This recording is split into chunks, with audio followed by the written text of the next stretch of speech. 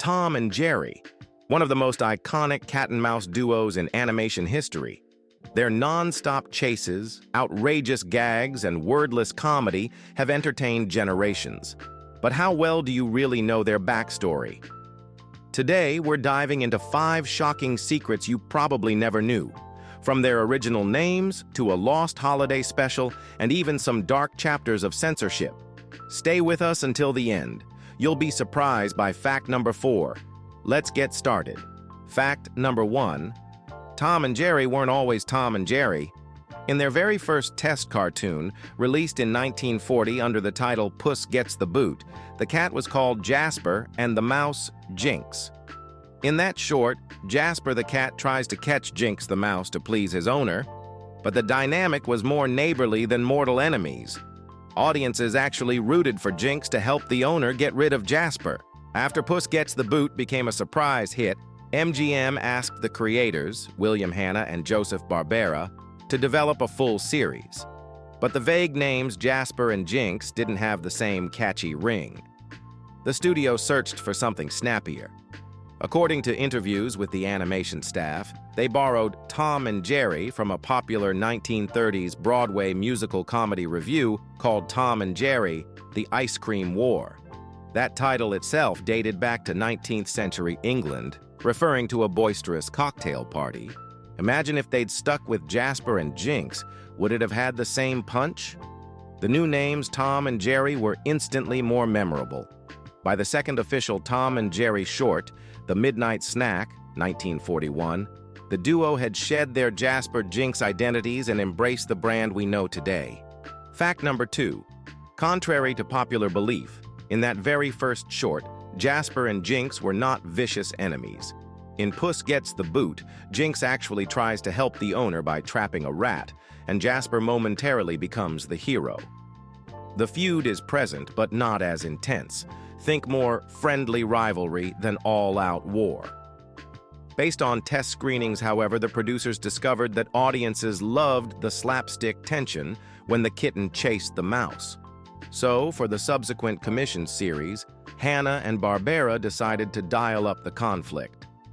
From The Midnight Snack onward, the dynamic shifted dramatically.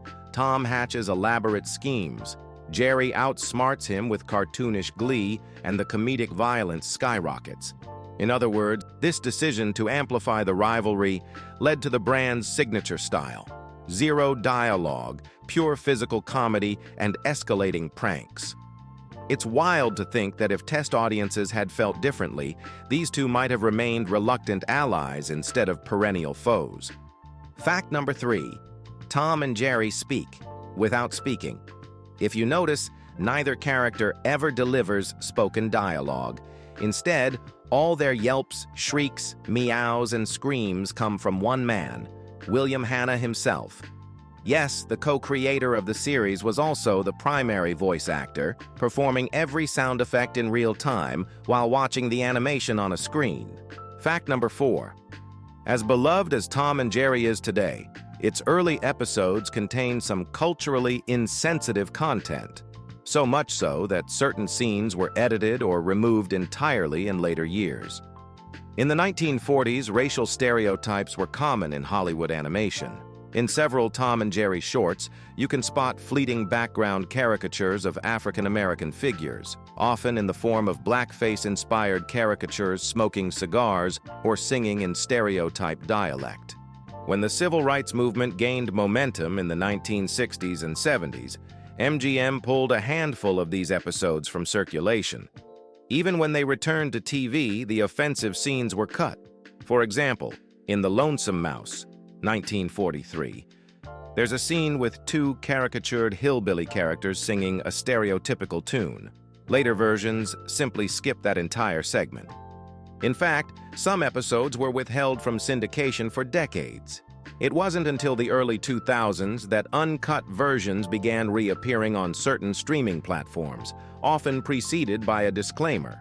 To see Tom and Jerry exactly as they were created, you now have to seek out archival collections. And even then, some studios still choose to omit any remnants of racial stereotyping. Fact number 5. Did you know there's a lost Christmas episode that never made it to animation? In the late 1950s, Hanna-Barbera planned a holiday special bringing back Mammy Two Shoes, the house's human caretaker, usually heard as a disembodied voice or seen only from the waist down. Early storyboards show Mammy lovingly preparing a festive meal for Tom and Jerry to make peace during Christmas.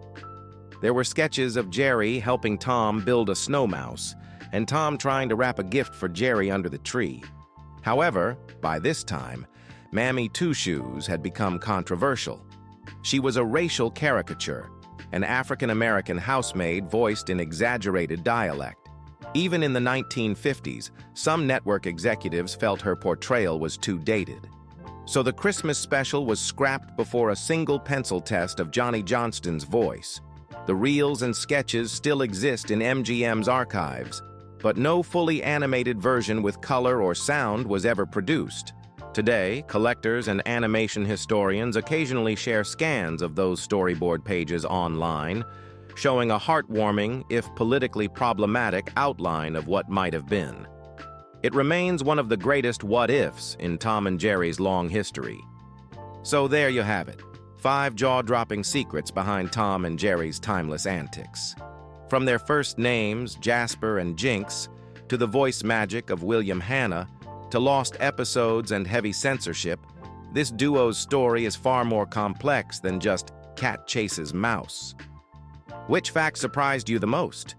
Drop a comment below. Are you team number 1, Jasper and Jinx, or did fact number 4 catch you off guard? Smash that like button if you learned something new, and don't forget to subscribe and ring the bell. The Cartoon Detective will be back soon with more hidden cartoon mysteries, so stay tuned.